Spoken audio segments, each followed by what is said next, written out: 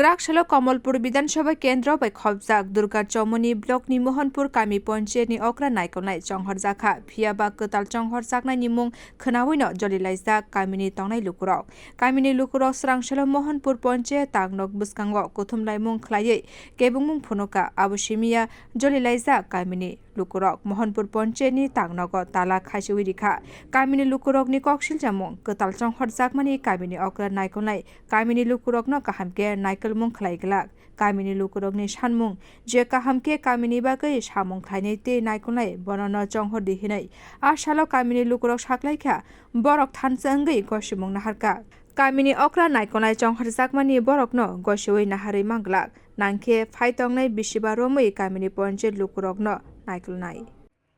মোহনপুর পঞ্চায়েতের প্রধান উপাদান নিয়ে জনগণ এখানে জড়ো হয়েছে যে প্রধান উপাদান দেওয়া হচ্ছে মাননীয় মণ্ডল প্রেসিডেন্ট ও আমাদের বিধায়ক অনুষ্কান্তি দেব মহাশয় ওনাদের কাছে আমরা আবেদন